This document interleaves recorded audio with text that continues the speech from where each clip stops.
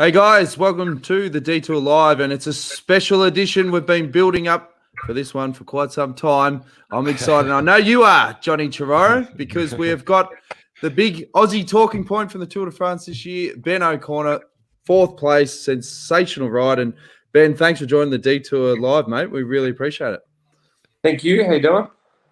We're doing well. Now, as Dan alluded to, we've been trying to get you for a week, but you've been having a bit of a break in rural France, and we know how tough that can be with the internet. So we could never we could cross messages and all of that. But so, what have you been doing since the tour? Fill us in.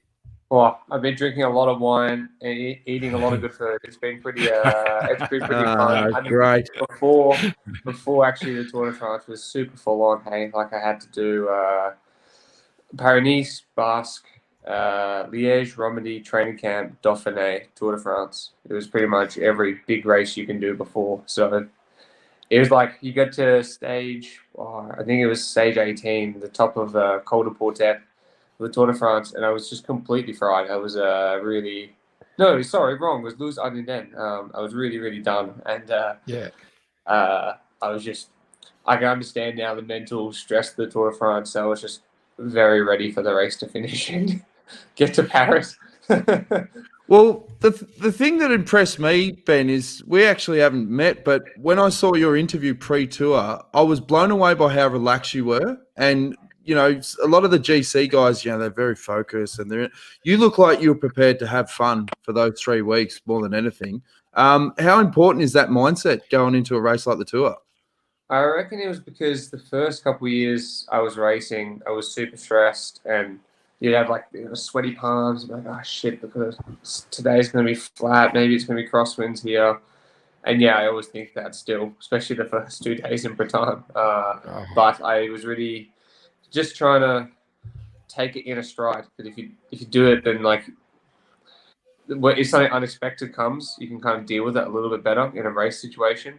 In general life, I can't. I'm not the best with that. But in a bike situation, I think it's easier to be a little bit more laid back. Try and like think about your Aussie roots, that Aussie attitude of being a little bit more chill if you can. I don't know if it's the best way to do it, but it worked. It worked this year. Well, it surprises me. So it surprises me that you say that in general life you don't handle it as well as you do on the bike, because all of your interviews through the race, just going along with what Dan said, impressed me in that you were always completely honest. Whereas it's none of the old cliches, and you just said exactly as it was. I found that quite refreshing. Yeah, I think I hate the old interview and you're like, oh, we'll see what happens. Like, yeah, of course you're going to see what happens, but you may as well just be a little more honest with what's really coming ahead. I mean, no one's really watching your pre-race interviews. Every team's got their own agenda anyway. So you do your own plan, the team does their plan, and voila, that's kind of it. So I don't think there's any need to be like coy, unless you're maybe in the top 2 or whatever, it's super close, then yeah. But when you're in my situation, it was just literally a day-by-day thing, and then going out and doing your best, because it's kind of all you can do, no? Most of the time. Exactly. And mate, going into the Tour, what was your mindset in terms of expectations, like going into the race? So I was like, well, Romandy and Dauphiné went really well, and in Dauphiné I was actually a little bit disappointed because I was thinking I should have been 5th or 4th. I was dead set sure I should have been much better, but I just had a bad day in the heat, which is what happened again in Ventoux. So pretty much I was coming in thinking I could be in the top 10, but it's more or less on like the limit of that, if that was possible. And then the second objective was just to be aggressive and not forget being a racer. I think actually Bob Youngles was at a training camp in Isola, and also my coach said a similar thing. To never forget that like kind of attacking kind of attitude. Like, don't be scared. Don't just sit and wait. Just if there is something like an opportunity, then try it. So that was one of the main things I didn't want to forget when I went into the Tour de France, because yeah, it's the biggest race of the year, but it's still the same blokes you race the whole way through the year. So if you think like that, then you can probably believe that you can do something a little bit more easily. You actually said that in one of the pre-race interviews, and I was impressed yeah? by that. You said actually, oh, look, the Tour de France is huge. I know it's going to be big, but hey, they're still going to be the same guys I raced with last week, which was so spot on, because you were super aggressive in those, especially in Dauphiné. It was a great ride. That last stage where you were up the road, you couldn't get that little gap to catch them, but you really that impressed me. But it goes back to last year, when you really stepped up onto everyone's radar in the Giro, when you ran second in, was it say 17 in breakaway, and then come out 118 or 16, about that. But it's the third week of a Grand Tour to get in the break, run second, and then the next day go out and win. That showed that you are a Grand Tour rider, because that's one thing a lot of people don't understand. Some people are just, their physiology is perfect for Grand Tours to be still going strong at the end of 3 weeks, and some people can never do it. And you are obviously one who can. Thank you. I don't know. I guess it just falls into your hands really well, and I really like that kind of racing. I love when you get past that first week. It's almost like a mini celebration, a little mini bit of joy when you get past that stressful section, and then you just have to tackle like the kind of racing I really like in the mountains and climbs and attacky kind of style stuff. And the Giro was really confidence building, and it was almost like it was self-fulfilling, because I was able to fulfill a goal that I thought I could do for a long, long, long time. But I can never really do it. And I think I also enjoyed it because when I first started, I mean, I was able to win a stage in Tour of Alps by being super aggressive, and I went solo, but that Giro, I did nothing. I was there, but I did pretty much nothing pretty much all the race until I broke my collarbone. So that then kind of like set up as okay, you can do GC kind of moment. The next year, I thought it'd be easy to just do the same, but there's a lot more things around your life that have to kind of work with your family. It was my girlfriend at the time, now my fiance, and your home and where you want to make your home, especially for us being Australian and living over here. So I found it much more difficult. And then when I did try and be aggressive in a race, I couldn't make any breakaway.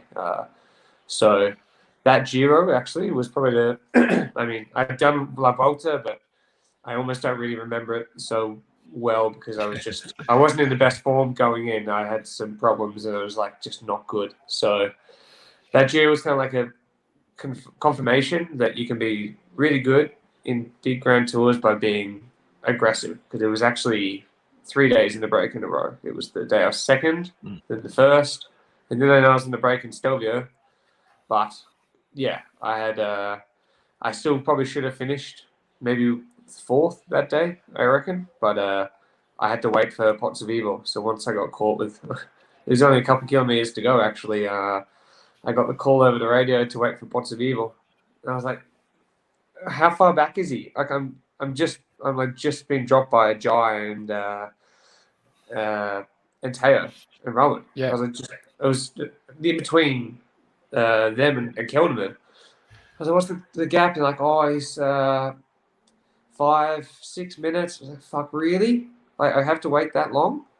And like, yeah. I just would have told him to piss off. I was like, really? I can like finish. Yeah, but I wasn't going to win that day. So I understand the reasoning, but still got like a bit of a dagger in the heart because I couldn't race over the very top of Stelvio like I wanted to. Yeah. Mate, how, if you was talking about the Giro last year, how stressful obviously was 2020 for, all you guys, because there's so many elements. Obviously you got the pandemic as one, but you had, contract stress. Teams didn't know if they were going to have sponsors at the end of the year. I mean, how hard was that to navigate? I mean, initially it was okay. I mean, because you knew there was going to be some racing that was going to happen eventually. So that point was fine. For me, the crunch point was around July. I had a health problem that popped up that kind of rolled me for all those races at the start.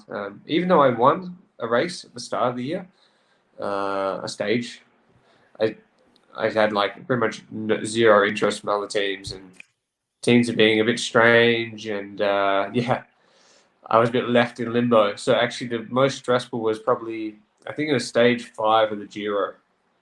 I got super sick. I had a stomach bug. Me and Louis Menkes, we both got food poisoning pretty much from something. Or anyway, I finished last man. It was the stage that Ghana won in like the fog and the rain and the mountain. Oh yeah, I remember that well. Yeah, but yeah. I was the last man that day. It was a really shit experience. I was in the cars pretty much all day. And then we're going up this final climb, creeping along with Damar and all the FTJ boys. And I'm just getting dropped by them, just hanging. That was probably the most stressful moment of the year by far. Because if I didn't do anything then in that Giro, I would have been left really in limbo. And maybe As You Deserve would have still been interested, but also maybe not. So I guess it is. Everyone has their moment last year where they were like, "This isn't so fun." So when did AG2R, as I like to call it, when did they start talking to you? I think it was about halfway through. So once we had a couple pretty cool stages that we rode, as in like NTT, we rode some pretty cool stages, and stage 12 and 13. It was like really we did nothing like damage wise, but looked good on TV. So maybe it was after that roughly that they got in contact and moved pretty quickly from then. So yeah, I can only just be thankful to them. How does that Aussie French dynamic work on a team?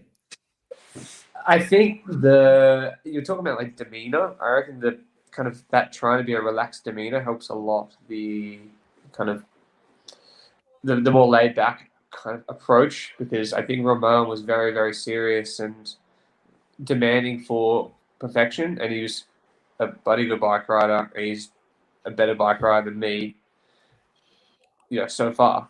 But he demanded a lot, and I think people get a little bit weary of that. Whilst I guess for me it's a bit more fresh-faced maybe, and open, and obviously the language barrier too, because my French isn't great, but it's also not the worst. I can still talk. I can kind of. You sound like John. He's been at 20 tours and he's exactly the same, mate. It's hilarious actually, but it works. I mean, I was actually in Chambray at the training.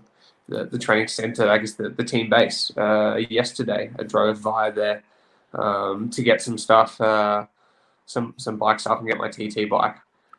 So yeah, it was actually quite fun just popping in, having a chat, trying to work your French, and for them as well, they actually get quite proud when you try, and then they reply in English.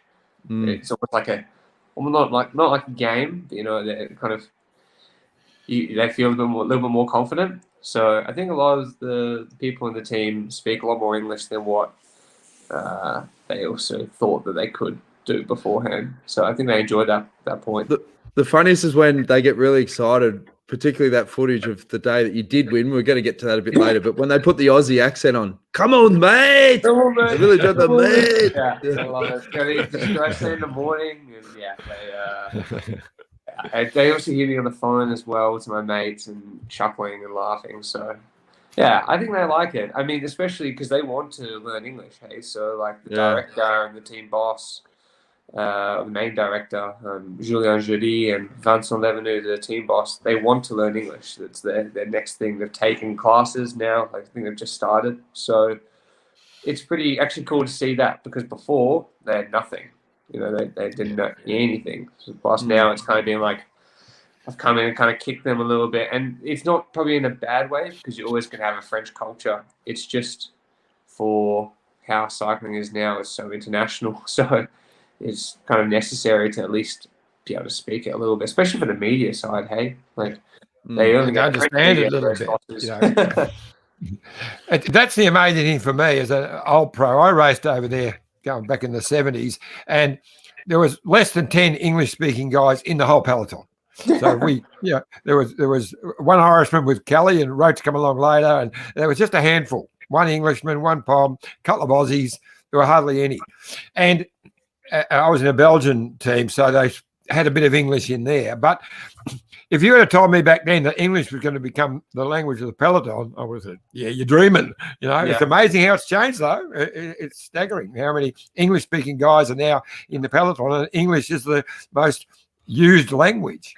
Yeah, maybe it's a bit sad, but every team kind of has their own language anyway. Like Astana speak Italian, Bahrain, and English, but they do speak Italian. There you got like the French team, you got Movistar, and it's all like a bit of a mix. And even Ineos, they're pretty Spanish based now, so there's a lot of Spanish being spoken, and far less English than probably it used to be too. So it's funny how it kind of changes. Yeah. Ben, back to the Tour de France this year. Obviously, stage one was a very stressful day for you, getting caught up in the crash, and you were quite badly injured in the accident. Was there any point there where you're thinking, "Oh shit, this could be over" before it began? Bro, after the crash, you got like all the bikes and you and everyone, and yeah, you just try and like get up and get out. But I was like sore. Fuck, I couldn't get up as quickly as other guys. I feel super slow. Eventually got back on the bike. I actually wasn't in that one though. I was in the first one with the sign. So, come on, mate. Ironically, I'm struggling for photos here. Just go. I mean, it's kind of funny because I didn't even hit the floor. I didn't hit the floor at all. I hit someone in front of me. I think it was my teammate Nons, and then someone else hit me from behind. It was on my shoulder. So once we got going, I was like, "Fuck, it's super dead shoulder." And then kept going, and I looked at my arm. There's blood all coming down. There's blood all over my legs. And then there was a bloke next to me. I was like, "Oi, like, how's my arm? Is it okay?" Because I couldn't turn it because my shoulder was sore. He's like, "That's not good. You have to stop." I was like, "Well, that's But I kept riding. And then the team car came up to me. They're like, "You okay?" I was like, "No, like I can't lift my shoulder." I was like, "Can you see my arm?" And like, "Yeah, you should go to the doctor." Durbo actually then came past me. And he's like, "Come on, Benny. Come on, Benno." And he's like just riding, not fast either. Just in front of me, just trying to make me hold the wheel. But I couldn't even hold the wheel. I was just like in pain and grumbling. And eventually got to the doctor's car, got strapped up, spent probably about 30, 40 Ks chasing. And I actually got back on pretty much just as the big crash happened. About 5 minutes before then, I was at the back of the bunch, and with Caleb, actually. He's like, "You all right?" And I was like, "Obviously, I have blood everywhere." I was like, "No, like I'm feeling pretty bad. I think I broke my shoulder because I couldn't stand up on the bike. I couldn't move it past like 20 degrees, so I was a bit worried." He's like, "Well, look, I know it's easy for me to say, but if you just fight a little bit and just get through today, then you'll be able to like see how it really is. Maybe it's all right." I was like, "Oh, okay." So I then kind of sat like not in a good position at all, but on the left. So when that huge crash happened with, what was it, 10 Ks to go on that massive highway. This crash. Yeah, that one. There you go. Yeah. I was on the left-hand side, so I missed it all. All of my teammates were in that crash, every single one of them. Right. And so, all of your teammates, including you, were in the first crash as well. Exactly. So every single one of us crashed that day, which was pretty rough. I was speaking then to Michael Valgren the next day. I was like, "You all right?" He's like, "Yeah, none of us crashed." I said, "What do you mean?" He's like, "Yeah, none of us were in any of the crashes yesterday." I was like, "Well, I don't understand. Like, how is that possible?" But yeah, good fortune. What people would love to hear from that insight is there's still this Aussie spirit in the peloton. You're talking about your relationship with Luke Durbridge, talking to Caleb Ewan. Is that's something that you guys all know, but I suppose other people probably wouldn't realise just how there is still this community amongst the bunch. Yeah, I mean, there's always little communities you see when they're chatting, when it gets easy, you kind of collect into your little group, your little collective, and have a chat. But you also kind of look out more or less for each other. I mean, I've never had issues fighting, Caleb, or issues fighting Durbo or Mitch. You have like a bit of a, all right, kind of you all understand each other, you all know each other, and you don't want to flick each other. Everyone's trying to do their job, and you can more or less normally do it together at the same time. Or you have a completely different job, and you're like, yeah, actually, you need to go. I don't. So have the wheel or have some more space or whatever it is. So it's I actually kind of like it, and it's probably been the first year this year where I've found that it makes more sense. You have a little bit more respect between everyone. You have a bit more. I guess you just know people more, don't you?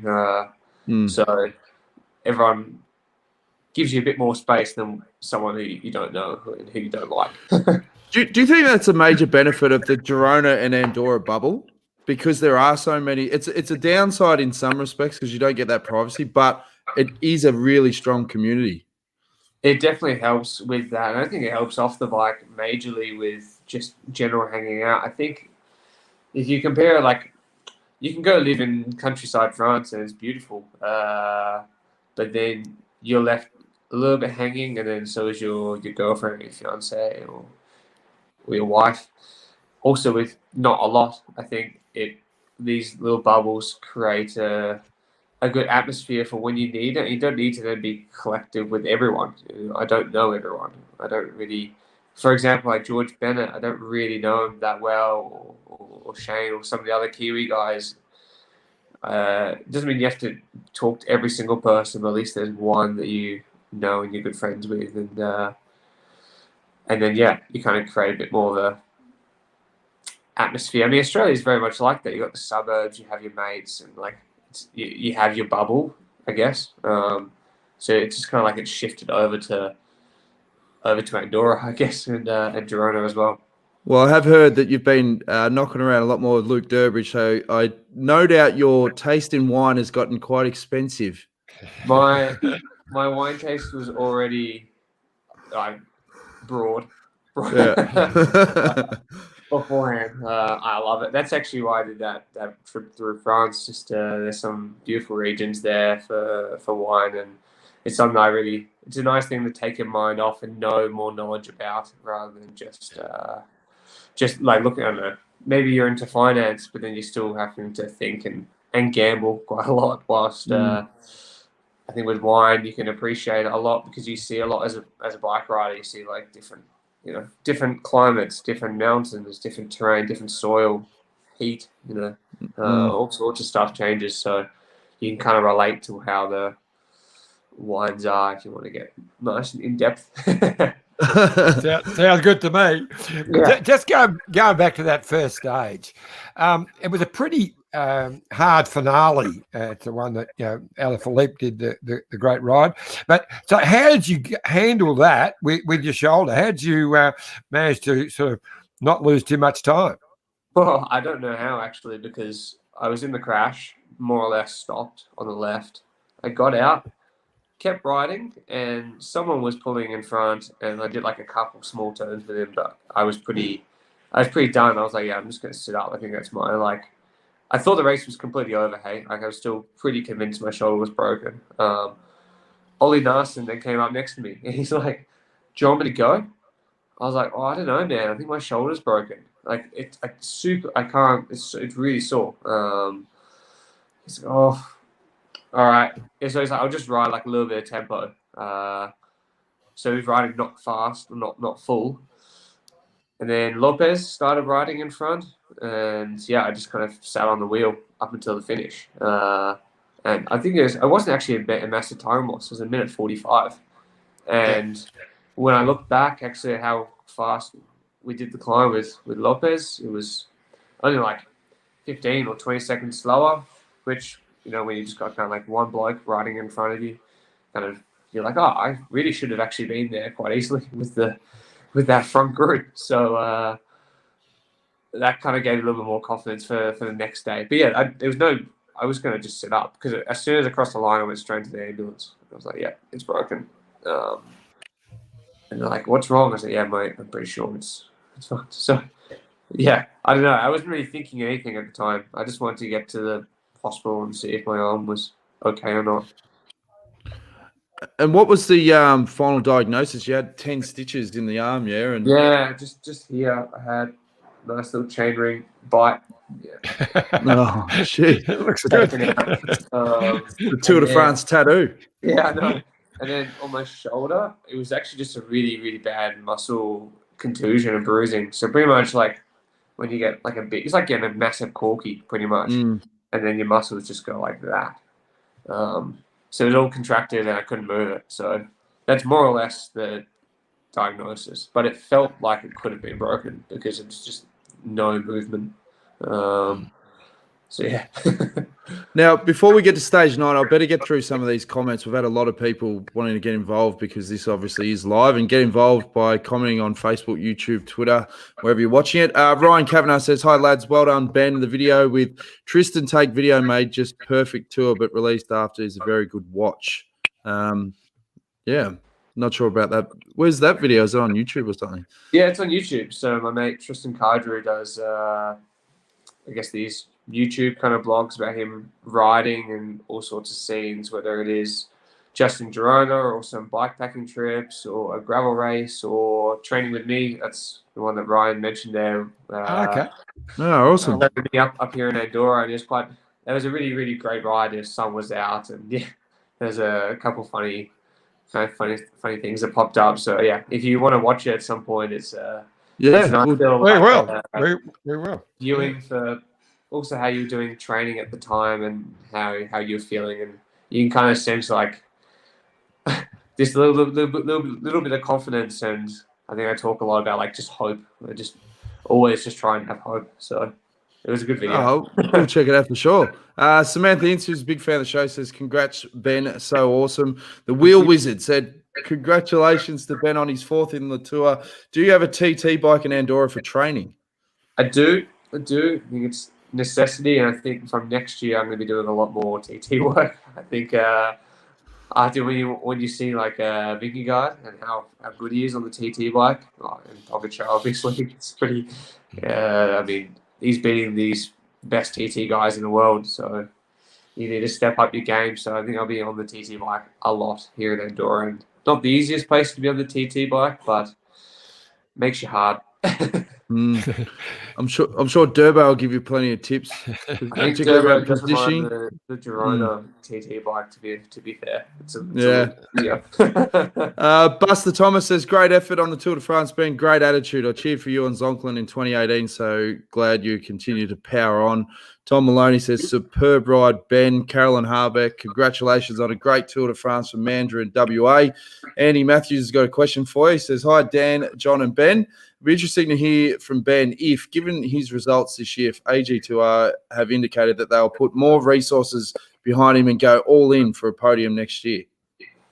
Yeah, I mean, for sure, the team would love to see that. It's the biggest. I mean, it's the biggest race in the world, but it also means the most to the French. So there'll probably be a little bit more expectation, but I think if you can follow up and do it a second time, more or less close to what I was able to do, then that would already be a big enough success. And I think you have to see how you develop as well. I mean, I shouldn't say develop because you feel like I've now made that step. It's just about doing it again next year because consistency was one of the factors that I struggled with in the previous years. So if I can put it together again next year, then why not try? And that's why I was saying just before about the TT bike, I think it's one of the major things to improve on. I think if nothing really else went wrong and I continue to improve as a climber, have these big, strong Belge boys with me like Ollie Narson and Greg and Mickey Shah. He's Swiss, but anyway. And then improve on the TT stuff, then you should be in the game.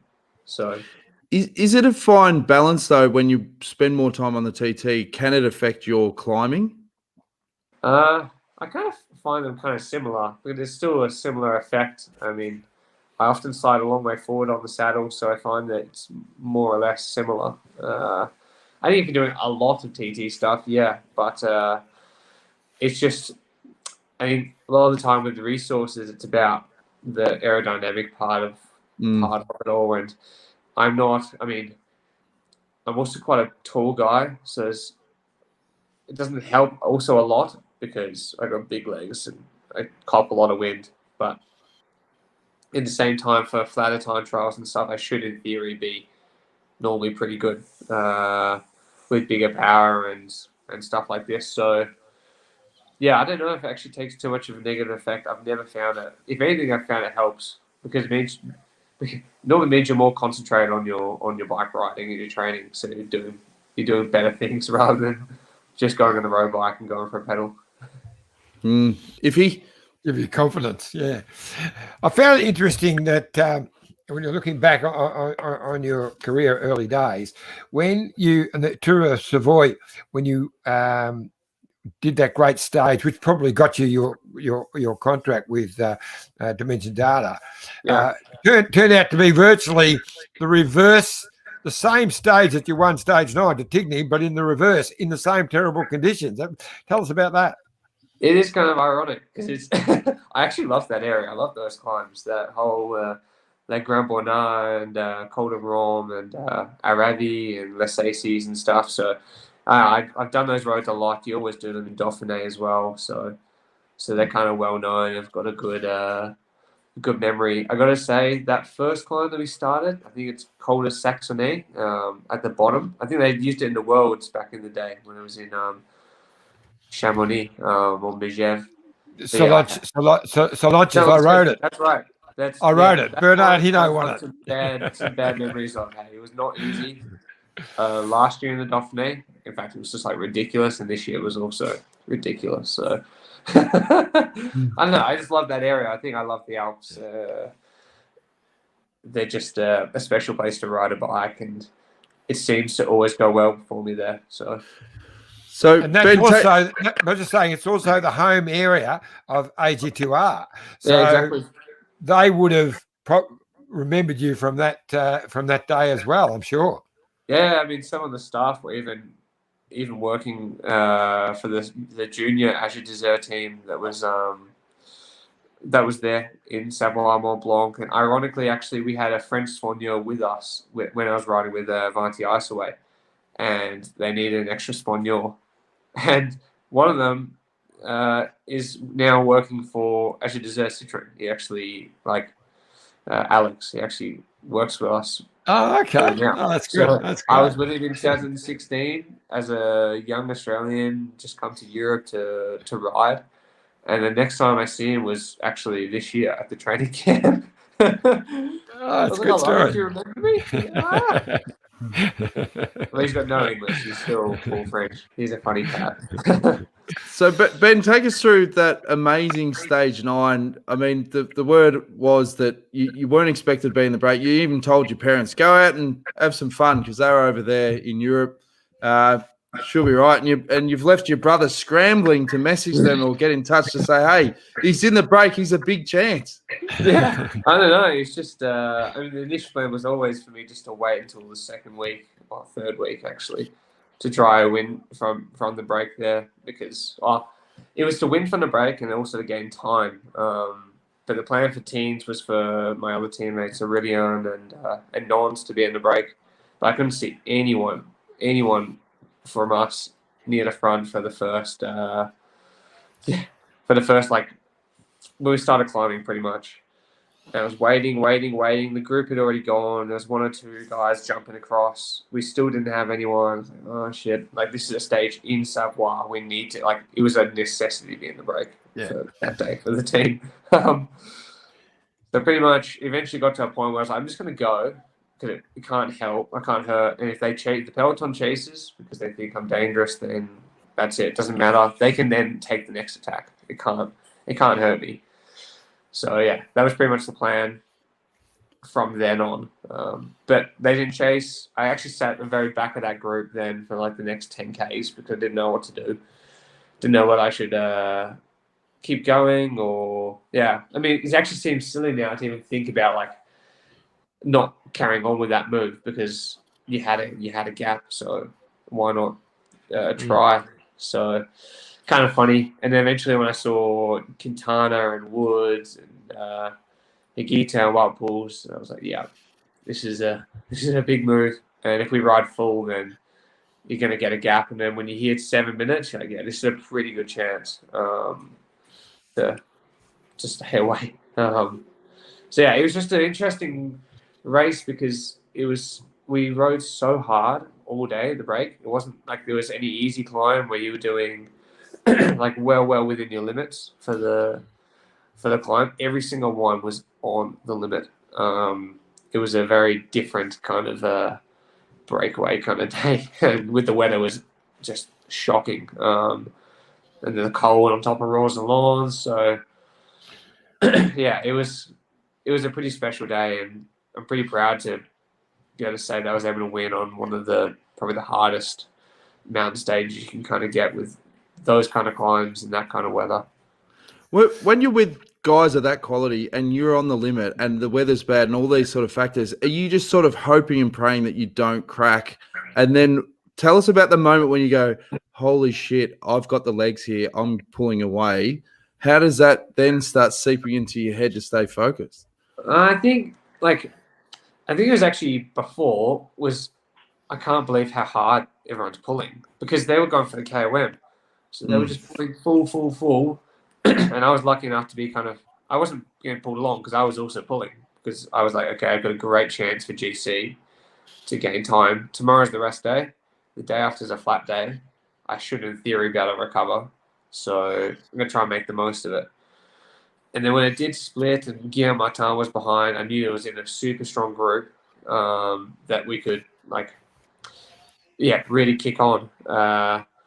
So it's actually more or less about not going too hard with those guys because when they were accelerating and attacking, and it was way too hard for me. And it wasn't only until I got back onto Higita and Nairo at the bottom of Roselawn because on the descent, I descended like a bit of a pussy for sure, but I just really couldn't feel my fingers at all. I was so cold. I deal with the cold really well. I'm fine with it, and I have no issues, but I was not in a good way there at all. Something just got to my hands, and I just exploded down the descent. And I thought halfway down the descent, that's game over. That's my try for trying to be in the breakaway. That's the Tour de France. But I could kind of just see them in front when I got to the bottom of the descent. Went to time trial mode. I was like, all right, let's see if we can get back. And then when I heard it was going down 30 seconds, 20 seconds, and I was like, okay, I'll get back on. But are they just tapping around waiting and then they're going to destroy me on the climb?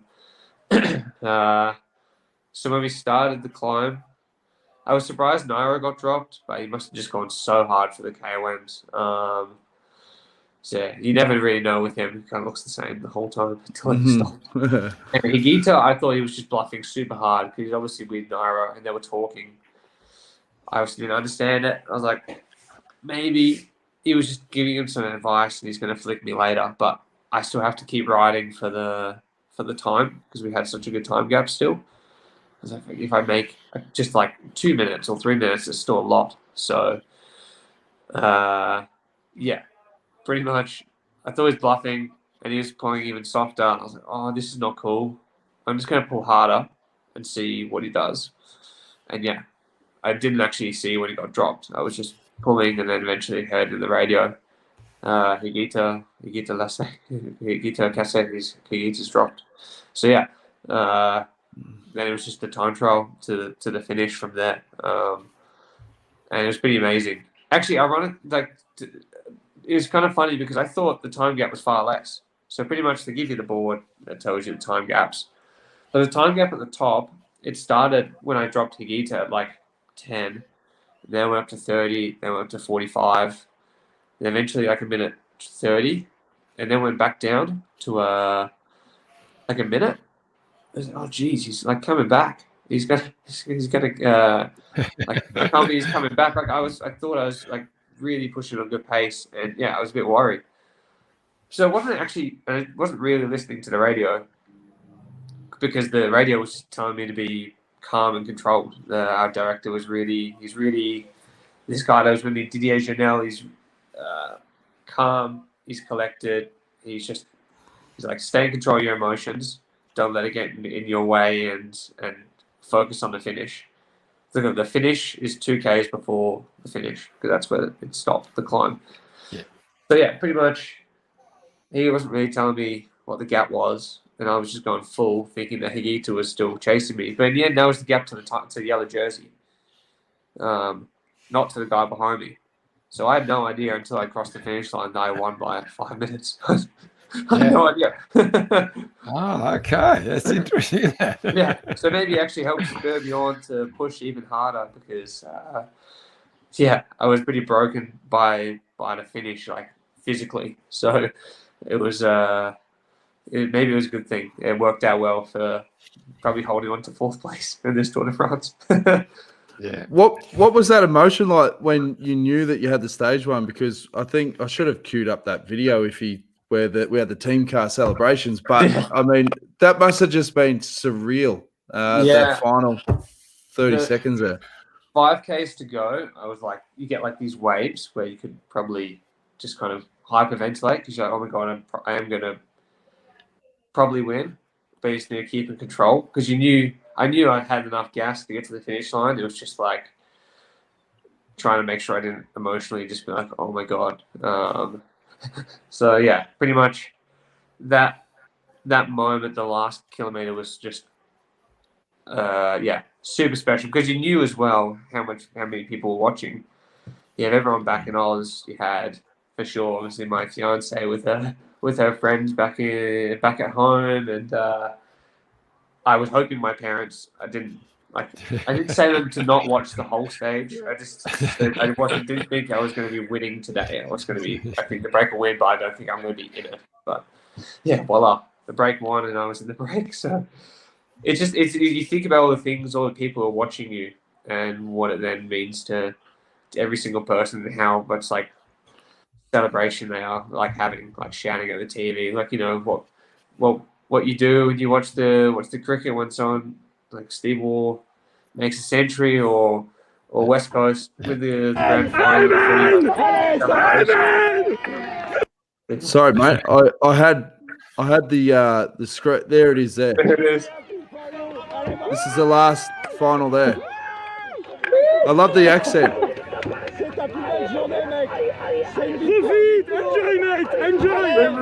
Enjoy.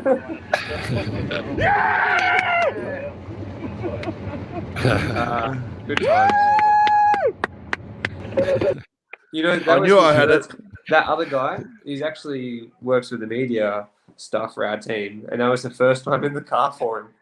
Oh wow! Oh really? That's great. So it'd be like you, Dan, nice hopping in the car for your first stage of the Tour de France, and voila, victory in the breakaway. So after obviously the celebrations that night, and then it was like, hang on, GC, it's game on here. How did that mental focus shift? How was that for you? Well, it wasn't stressful because you knew it had already, like, you couldn't lose from there. I was able to win a stage. It's already kind of rare, I would say, for that to happen. So the fact that I already had that victory meant I didn't have any more stress. I just had to, like, as I said, the whole motto for the Tour de France is just kind of do your best every single day. And the next thing was kind of just Ventoux. We're like, okay, I've done Ventoux a few times. Don't love it, but I just need to do a good day up there and see where it puts me in. And I got such a big time gap, I didn't care about Pogacar. He was on another planet.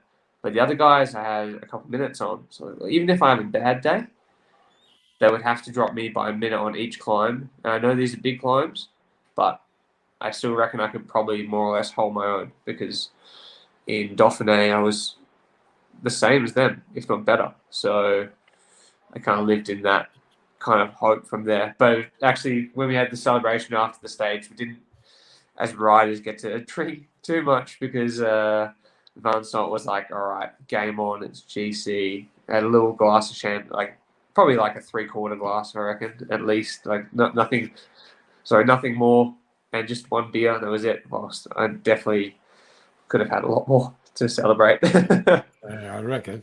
But it was rest day the next day, mate. Of course, you could have had a couple of glasses, you would think, anyway. Oh, I know. I forced the thought so, but Van Storm's pretty strict, and he wanted to I guess he was then stressed more or less for up until a point. But that's what we really enjoyed was those little blogs that you're doing for Cycling News, because you're giving us these these just honest insights, and you're talking about that, how it's game on for the GC is when only had like one glass of alcohol after a win like that. That was fantastic, because the sport really needs characters. They need people that can just tell it as it is, because as you said, it is very vanilla otherwise. Yeah, he's exactly right. I think people can always say, I think my team, I think that, I think this. And it is a bit sterile. I think that's probably one of the reasons why I think Peter, for such a time, like before race again, was such a cat, because he's just a character. And he wasn't really shy or scared. And I really rated that. I think you should have a little bit of charisma, as you would say, with the journalists, because if you're just saying nothing, I mean, you just get nowhere. It doesn't actually create any good media attention either if you just say the same thing. Well, John, you were a bit of a trailblazer for that. Write a blog in 1980 at the Giro, when you used to do a blog every day. Oh, yeah? Smoking kangaroo, they called him, because he was paid to smoke a dart at the start line. I was on the back page of the Gazette of Sport nearly every day with they called me the smoking kangaroo. What's he doing today? Type of thing. Well, you went the other way. Yeah, you said you drink a bottle of champagne a night. Yeah. Anyway, we're going off track. So, Iffy, you got a question? Well, I was just going to say, let's move to Mont Ventoux, because for me, one of the most impressive things that from my watching you on that tour was the stage at Mont Ventoux. You were deep in the hurt box. You could see. I just got my sunnies on there. You can't see me. I could tell you were really, really having to dig deep. And the way you fought through that was bloody impressive. And there was one little incident that happened that to me was you touched on it before, that Aussie thing, when Richie had finished doing his work, but it was dropping back, and he got to you, and he just set that pace for you. I don't know for how long. I only showed you for a few seconds on the TV that happened, but I just thought not many other countries in the world would do that. Two different teams, but Richie just sort of steadied the ship just for a short time. But I thought it was a really beautiful moment.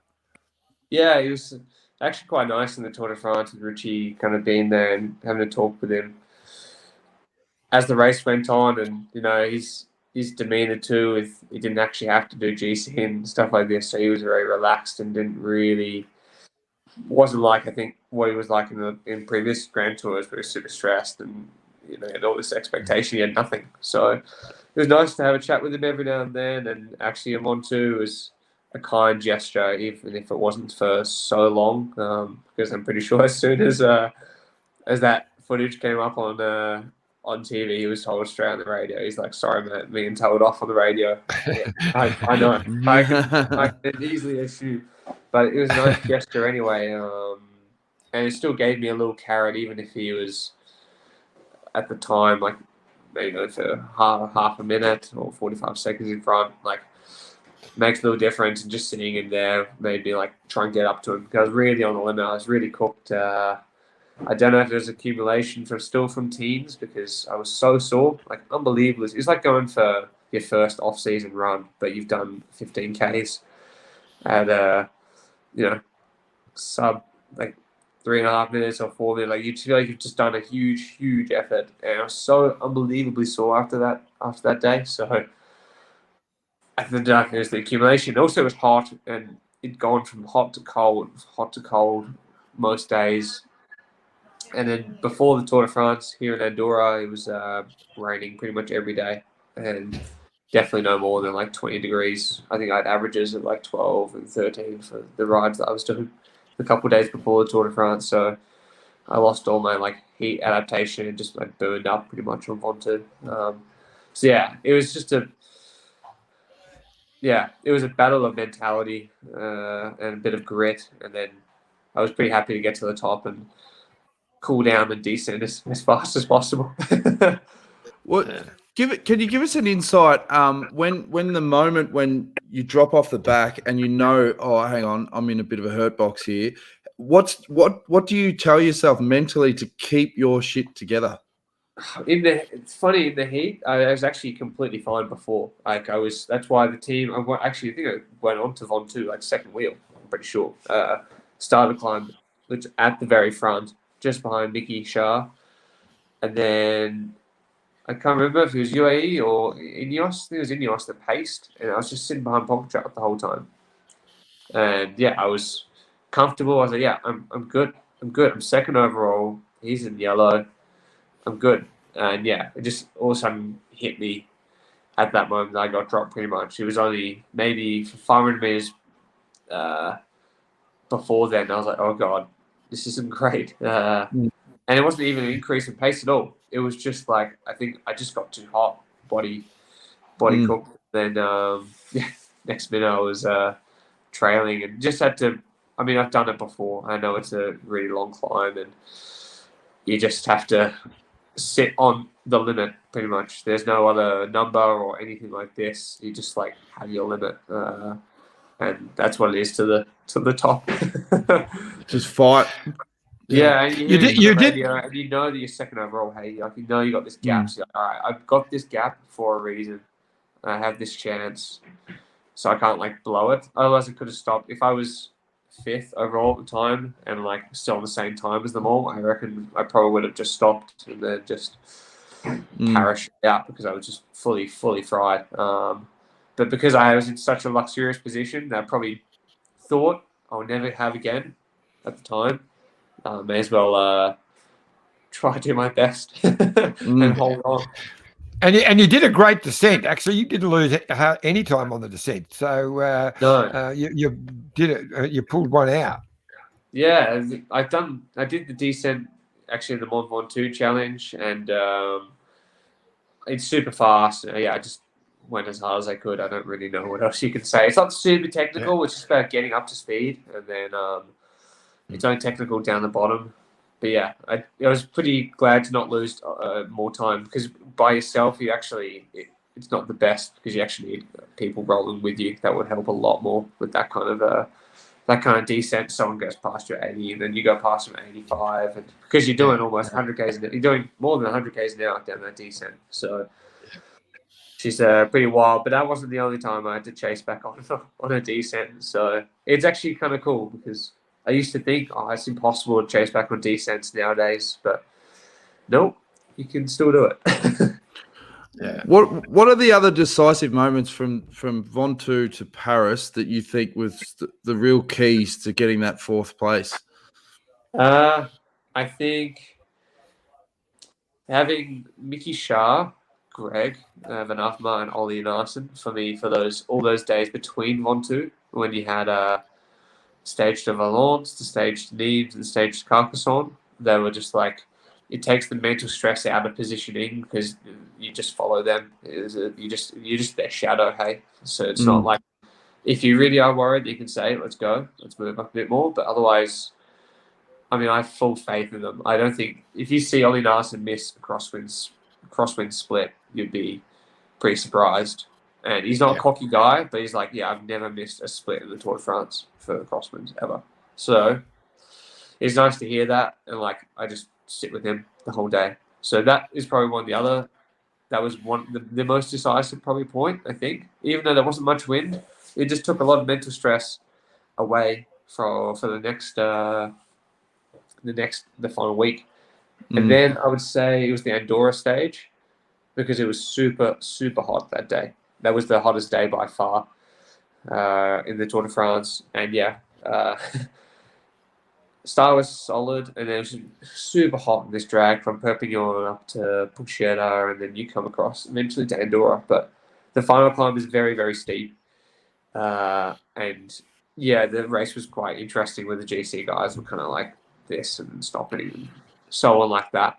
But the fact that I was able to get through and eventually got used to the heat was the major thing because that was the reason why I'm on two. I struggled, I think. So that was a proud moment for me because I was able to get past something which I'd had a struggle with only a week earlier. Yeah, it was a great stage because we know that your family and your fiance were on the ground because that's obviously your base, and then you're on the front, you're attacking.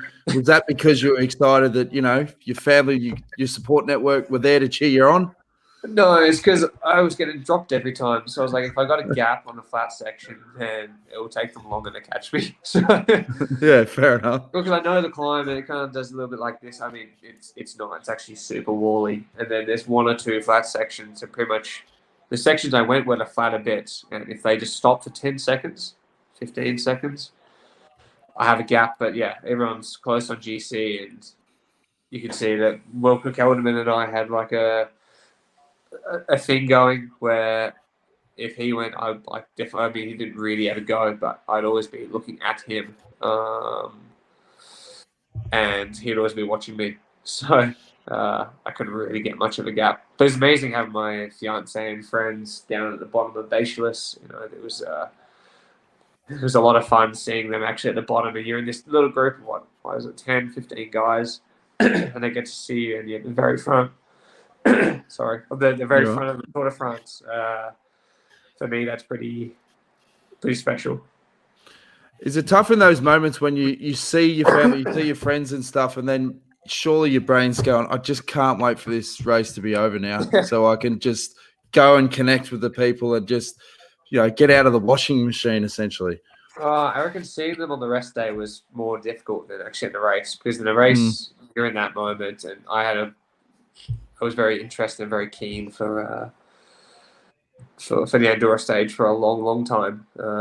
It's like a sense of pride to be able to ride at the roads that you now call home. So I really loved it, and the rest day was hard when I got to see them. And yeah, obviously still wearing the mask, and I was trying to be really good for that and not pull any it's COVID breach. Yeah, COVID breach. But I don't want to let the whole team down just because of one small thing. And even if my fiance and my parents are all fully vaccinated, I didn't want to hurt anyone else in my team. So yeah, that was probably the most difficult kind of point for that. Not actually seeing them during the race. It's a pretty grab a phone charger because go for it. Oh, you're all right, mate. For organisation. You're all right, mate. No stress. You probably thought it was going to be a 15-minute in and out chat, and then we've just chewed your ear off. I knew it was going to be long, but I didn't know how long. But the thing is, we're only halfway, mate. There's no in this house anymore. Well, maybe not. Here we go. Iffy.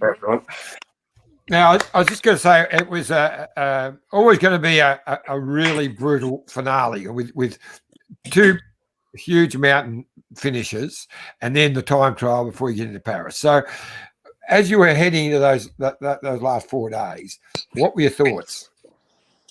I think it was just the time trial. That was the next big moment that I had to really focus on. I mean, the mountain stages, I don't know. It kind of flashes by, doesn't it? Col de Portet was actually really fun. I was really happy with that ride. I was able to be with, I think I finished, I don't know what it was, 5th, 4th or something like that. So yeah, I was really proud of that ride because I tried to follow Pogacar, and actually it was probably the best I felt out of all the days. But it's obviously it isn't enough. So there's only so much you can do, and I was then about just holding on with Iran and Kelderman, and voila, you just did your best. And actually, it was that final kilometer, I actually attacked that group, and that was the time gap that made sure I finished 4th in the Tour de France, actually, on that climb. Because on Luzard then, it was then once it was quite a good tempo the next day on the final climb. You knew you were going to get to the finish more or less okay. It was just about watching Kelderman and not getting dropped by him. So yeah. Actually, finally that day, I felt shit all day. Before we started Tourmalet, I was like, oh god, I'm like really not good today. Like I really was struggling just holding the wheel at the bottom of Tourmalet as well. Like the brake was still kind of going. wasn't feeling great at all, and yeah. I guess when we started climbing, then it was fine. I was started to climb right at the front with Ollie Narson again. He stayed with me almost to the very top of the climb as well. He was there until like 3Ks to go. So chapeau to the big man. And yeah, that kind of gives you a bit more confidence when you see him like suffering. He's suffering so hard, just being there with you. So yeah, that's where I gotta finish it off. I have to keep going. There's only one more day. Hey, there's only one more mountain day, and then the time trial was the day after. Yeah. So in the time trial, the first half of the time trial, I thought you looked very comfortable. You're on top of this. I felt no more or less issues comfortable for the first 10Ks. The final 20Ks were not so comfortable. Now, like, that's what I was going to get to. You look like, going back into the hurt box here. And so you had to dig very deep because you can easily lose, 20 or 30 seconds when you're in that situation. So what was your thoughts going into that, last half of that time trial? Oh, it was just about, once again, I didn't actually really have power. I mean, I had my power meter there, but at that point there was no real power at all that I could sit on. It wasn't what I planned on sitting on. So it was actually about just that was the limit, more or less, at the time. And I knew I still had to have a little bit left for the final 5 or 6K. It's going to kind of dragged up a little bit. So yeah, that it was. Actually, there was one moment I dropped down on my little ring and I kind of got a little bit caught. And I lost a lot of momentum because I stopped pedaling for a couple of seconds because I thought I was going to drop my chain. And that would have sucked because then for sure I would have been really screwed. But yeah, it was just a really horrible experience. It wasn't the nicest time trial I've done. I started out okay, but then I really was so tired. I was so mentally done by that point, the Tour de France. I was not cracked, but that was the limit. If it was a day longer of hard racing, I think I would have really, really struggled a lot. So I was pretty relieved when I eventually crossed the line and heard that I was held fourth. I mean, it wasn't a bad thing. I finished fourth or fifth. It's still similar, but you still never want to lose. Bullshit. Because fourth means that it's a better result than Phil Anderson. So that's huge. Huge. Oh, Phil will be dark on that. Well, it is exactly. I don't know. I was just trying to dumb it down as much as possible. Yeah. If I lose out, it's not going to kill me, but I'm not going to lose out. I'm not going to do it. I have a good gap. I mean, we should be. And actually, in the end, to us, the time trial, we finished more or less as normal. He was a little bit faster than me, and I was, it's only 10 or 15 seconds difference. Like pretty much every time trial we've done this year together. So, I guess it was same. But yeah, I was pretty cooked by that point. You talk about the relief you felt after the time trial. I mean, how much of a relief was rolling into Paris and it's done, and that fourth is cemented. What were those emotions like? Well, the start was super nice. I was just hanging out in the back of the bunch. It was super beautiful. The sun was out, and I was actually by myself for the first couple Ks as we kind of rolled out. And in these beautiful suburbs, these leafy green trees, and all the families on the side of the road and just cruising around. Eventually, bumped into Durbo that was there, and we had a good chat for quite a while. And that was really such an enjoyable moment. I really, really enjoyed that. That was one of the best moments about the whole Paris stage, actually. That start, because the Champs-Élysées is actually super stressful. It wasn't not super stressful, but you have to concentrate a lot. So it was far harder than I thought it was going to be. And yeah, it was just about, that whole, once again, it was like a whole motto for the whole race for As You Deserve. Pretty much, I was just chaperoned by Mickey, Ollie, Greg, and Benoit. And actually, the whole team around me the whole time. And I just didn't want to drop my chain, didn't want to puncture on the last lap, and then you lose your fourth place. I know it's super unlikely, but shit happens. So we wanted to avoid that happening. So yeah, when I crossed the line, it was so special with the sun and the heat, like full summer, and everyone's giving big hugs. And that photo of us on the Champs-Elysees is something I'll remember for a long time. Just that crew of boys that we had, and then rolled back down to Champs-Elysees, and I was going to go do some media stuff. And I knew my parents and Sarah and some of my friends actually were in one of the tents near where the media stuff was. So went across to it, and I eventually saw them like waving, which isn't easy because there's lots of people. Saw them, went over to them, gave them all hugs, and then all of a sudden I see the CEO of Citroën, Vincent Corbet. So like, top dog, big sponsor for our team, in the same tent. He's like, yeah, I'll take a photo. So yeah, it's like, yeah, you have to pay to go in, I think. But like, there's heaps and heaps of different tents, and I was surprised he was in that one. So it was pretty cool that he then had like the CEO of Citroën and one of the main sponsors for our team taking a photo of me and Sarah and my parents. I actually found that pretty cool. And then actually ran into the guy I was talking about earlier, Tristan Cardra as well.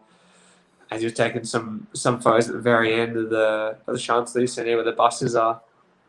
I was able to chat to him for the first time because he'd been away on his own project too. So there was lots of just like a lot of happy memories from Paris. It's special, and yeah,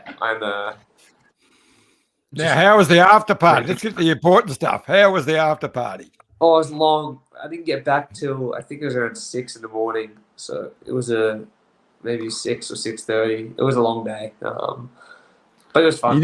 Tell me you didn't end up at the duplex. Duplex, yeah. It did end up. Oh no! Yeah, it's just the route. It's tradition. Everyone ends up at the duplex. To be honest, I could have just gone to bed. I was pretty nailed, but my teammates, actually, main one was Aurelian. I'm pretty good mates with Aurelian now, and he's like, "No, we're going." I was like, "Oh, I'm not sure." He's like, "No, come on, you can do it." I was like, "Fuck, all right, I'll go with you." So it was actually pretty cool because his partner was there, and a couple of the other girlfriends were there, and they don't speak like any English. The girls were more or less. Once you have a couple of drinks, for sure, you can speak fluent French and English no matter what. But it was pretty fun. It was just late, and yeah, kind of nailed you for the next day. But it was a lot of fun. We had actually this great dinner on these barges on the river, and Cadell Evans was there, which was special because he came with BMC. So spoke to Cadell for a long time, had dinner with him, and then yeah, I think he was there with this barge dinner restaurant place till maybe 1 or 2 o'clock in the morning, and then he headed off because he was flying the next day. You didn't get into the duplex. No. I mean, his flight was at 10, so it would have been a bit rough with an hour's sleep. But I've heard it been done before. Did Cadell at any point, even after a few sherbets, say, "Listen, Ben, you can win the tour. Don't worry, you can win it"? I don't think he's the kind of man that would say that. He didn't say that in words. I think it's just more he was really, really proud because he's seen how he saw me when I was at Dimension Data back in 2018 and 19, actually, because we had BMC in 2019. So he saw me then, and he saw how like things didn't really work out, and he still texts me occasionally during that time. And as I say, occasionally get a text from him and he gives nice confidence, and he was really, really interested and really invested. And he actually never texted me the whole Tour de France. It was texting via Mickey Shah, just asking him how I'm going, how's he dealing, and stuff like this. So I actually really enjoyed it, and that dinner just to talk. And now I understand the gravity of what he was able to do, as in winning the Tour de France and also being on the podium a few times. Like that's just it takes a lot of mental strength and capacity, and like that point not far outweighs the physical point, because the physical thing is what you do all at home in training, but being able to deal with everything else around is I don't know how much you can train it, whether it comes in nature or how you get brought up, but yeah, I found a lot more respect once I saw him and spoke to him that night than I ever had before. So it was a really great gift, I would say, from BMC for him to come along and for me to have the chance to speak to him after I've done something special for my career, and also it's 10 years since he won the Tour de France too. So special for him too. Well, it's funny you mentioned about the mental strength. I mean, if you and I were there for the years that Cadell was racing the Tour, and the similarity was the year in 2011, we knew from the start that it was different because he was so relaxed. He just had this different mental approach from the first interview, the first press conference, and that carried all the way through, whereas the other editions, so stressed. And that was evident every day. And that mental stress, as you said, it's almost adding kilos to your bike frame, you know? Yeah, exactly. Yeah, it weighs you down. You really, I mean, sleep is important, but just that time off the bus, well, on the bus actually, when you finish the stage, being able to switch off and stuff, that's both before and after. That takes a lot, and you have to have some sort of switch. You have to have some sort of bell that you can stop and turn on when it needs to. Actually, I found it quite interesting how Nicky Shah was actually there with Cadell when he won. I'm pretty sure he was there in the team when he won. And then ironically, he's now here with me. And actually just helping me out and doing the same thing.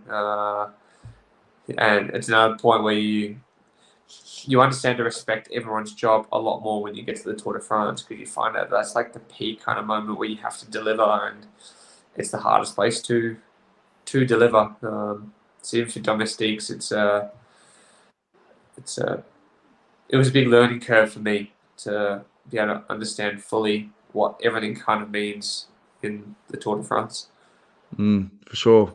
If we've had Ben for over an hour now. We need to sort of get the final cracking questions. I'll tell you what, I'm going to try and do a deal with you, Ben. Righto. Because careful, Ben. I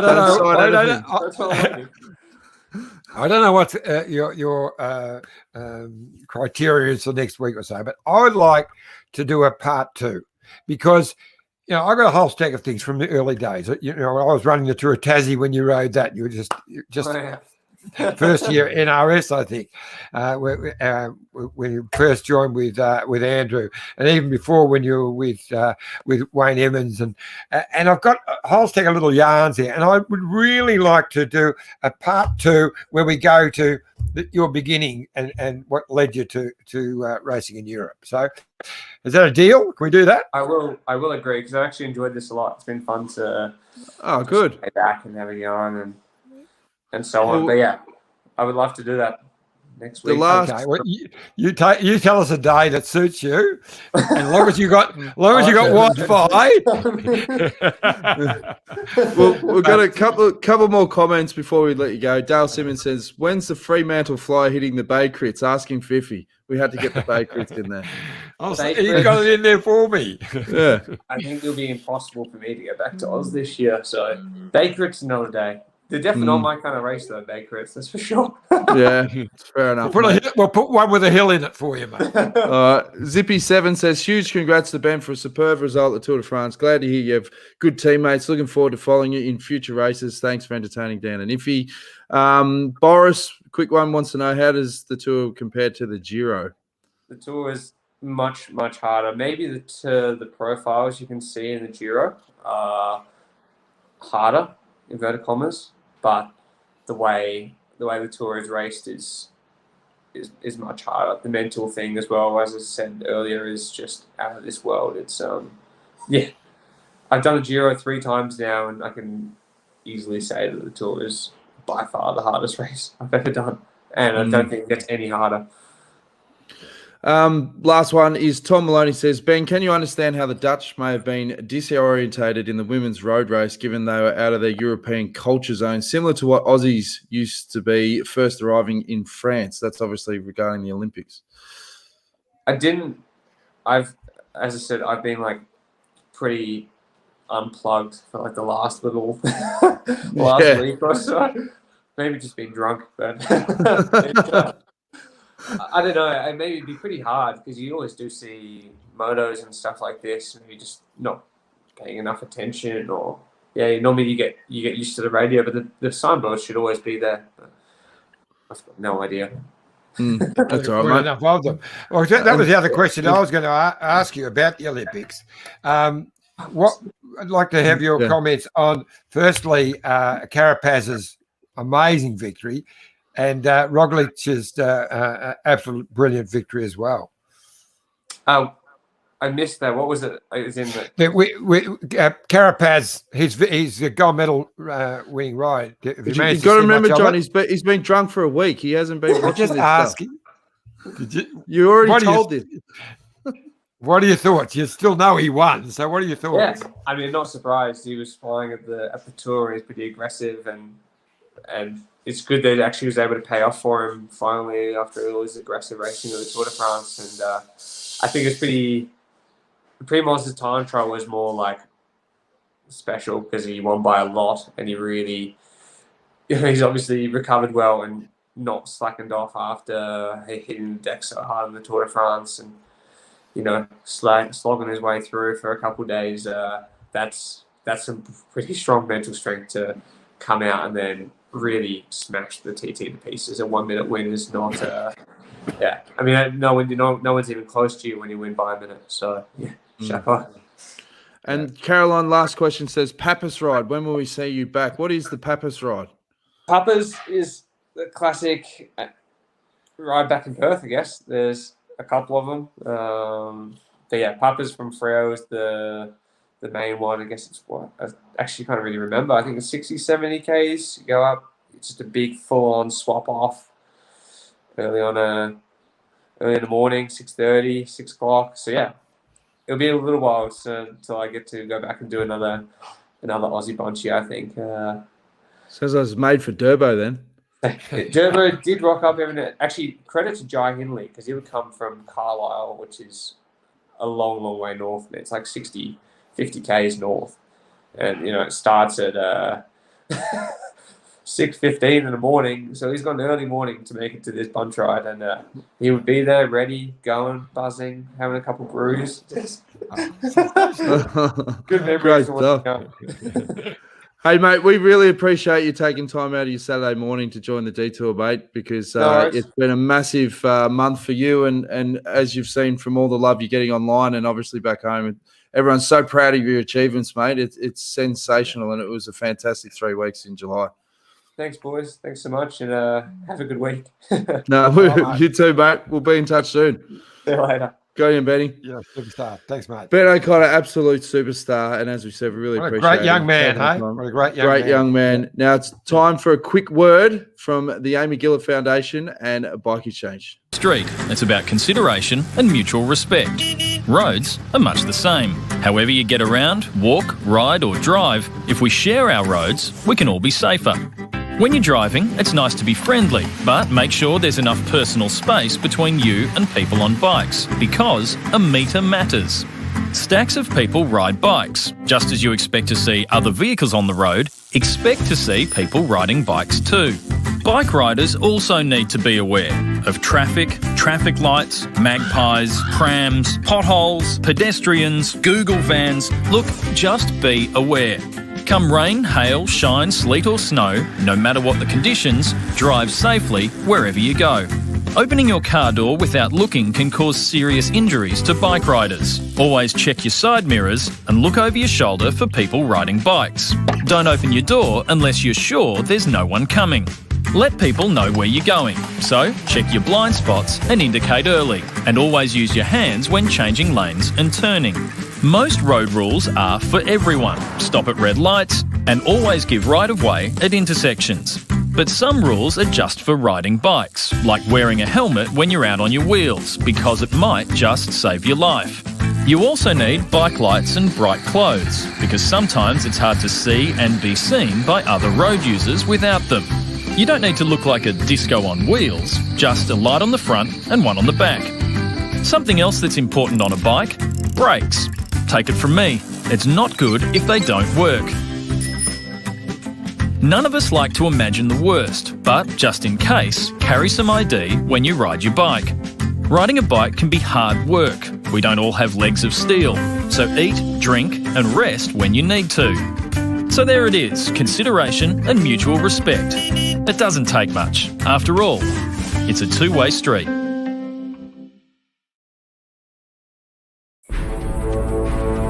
Look at this bike.